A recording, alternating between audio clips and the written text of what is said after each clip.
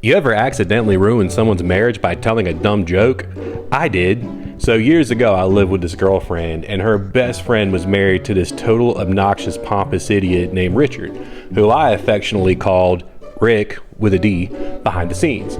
So this guy, he was pompous, he was arrogant, he was a know-it-all, he was a big fat, like kind of a big loser. He was a Mormon guy, as was Bree, and he was just an idiot. Now behind the scenes, me and my girlfriend referred to this guy as Rick, but she kept warning me all the time, especially before we would see Bree. She was like, dude, it's funny, but for the love of God, you gotta chill out with that because you're gonna slip up and accidentally say it in front of her. And I'm like, what are you talking about? Are you crazy? I have self-control.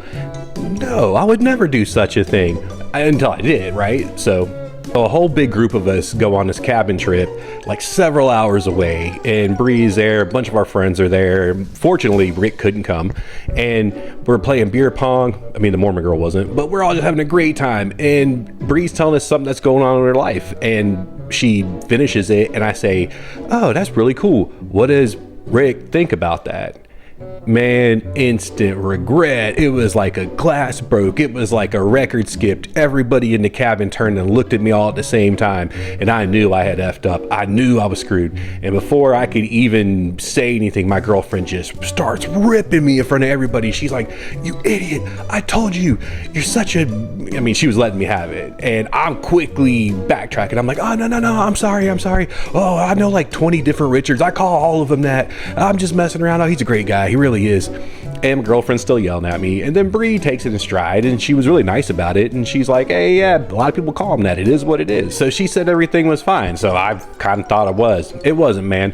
So the next day we are driving back to Montana where we were at, and we're talking hours and hours, and it was a pretty silent ride, by the way, and I could tell my girlfriend was very upset with me.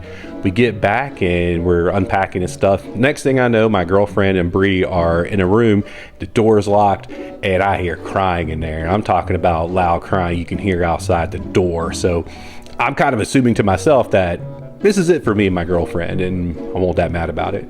So I'm like, oh, yeah, let me pack my bags and probably head back to the East Coast right about now. Well, it turns out that after that, Bree comes out and she leaves immediately. She says, thanks for the great time. They hug. Oh, so sorry you couldn't stay longer. And she leaves. Turns out my stupid joke was the final straw. She realized that she kind of hated the guy. So when she got back, she was upset. She confided in my girlfriend, and then she called her dad, who was a bishop.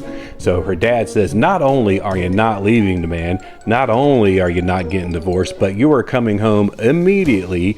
And the solution for this is you guys are going to start having kids right now. So that's what she did. She went back and they started popping kids out. And that's unfortunately kind of how a stupid joke of mine ended up locking somebody into a miserable marriage. So were any lessons learned? No, but sometimes the truth is just too funny to keep to yourself. Follow me for more dumb stories like this.